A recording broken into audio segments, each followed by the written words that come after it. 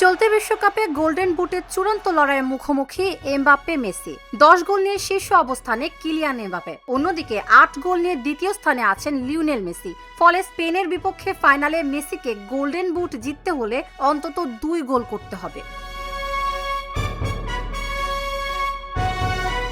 Mbappe পুরো tournament জুড়ে দুর্দান্ত গতি ও নিখুঁত শটের মাধ্যমে গোল করেছেন। তিনি পেনাল্টি থেকে একটি ও পেনাল্টি ছাড়া বাকি 9টি গোল করেছেন। গ্রুপ পর্ব থেকে শুরু করে নকআউট ও টুর্নামেন্টের শেষ পর্যন্ত ধারাবাহিক পারফরমেন্সের মাধ্যমে তিনি গোলগুলো আদায় করে নেন। তৃতীয় স্থান নির্ধারণী ম্যাচে ইংল্যান্ডের বিপক্ষে জোড়া গোল করে এমবাপ্পে পৌঁছে গেছেন 10 গোলের চূড়ায়। সেই সাথে ভেঙে দিয়েছেন বিশ্বকাপে সবচেয়ে বেশি গোলের রেকর্ডও।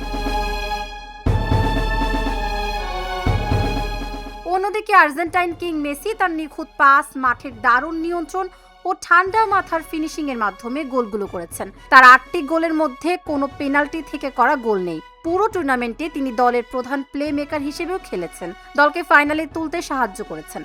গোল্ডেন বুট নিজের করতে ফাইনালে স্পেনের বিপক্ষে আর্জেন্টাইন জাদুকরকে অন্তত হ্যাটট্রিক বা অসাধারণ কিছু করতে হবে। যদি গোল সমান হয় তবে অ্যাসিস্ট ও ফিফা নিয়ম অনুযায়ী মাঠে কম সময় খেলে গোলের রেকর্ডটি করতে হবে। 2018, 2022 ও 2026 বিশ্বকাপ মিলিয়ে এমবাপ্পের মোট গোল সংখ্যা 22টি। অন্যদিকে মেসির বিশ্বকাপে মোট গোল সংখ্যা 21টি। এর মধ্য দিয়ে এমবাপ্পে মেসিকে পেছনে ফেলে বিশ্বকাপের ইতিহাসে সর্বোচ্চ গোলদাতার তালিকায় নিজের নাম শীর্ষে তুলে নিয়েছেন।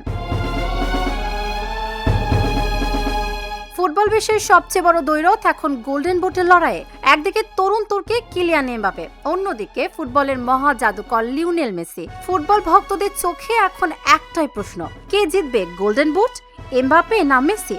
বিশ্বকাপের শেষ মুহূর্তে এসে পুরো হিসাব নিকাশ পাল্টে দিয়েছেন ফরাসি সুপারস্টার কিলিয়ান এমবাপ্পে। তবু অপেক্ষা ফাইনালের, কার মাথায় উঠবে এবারের সেরা গোলদাতার মুকুট? তাবাসসুম সেজুথি, ঢাকা জার্নাল।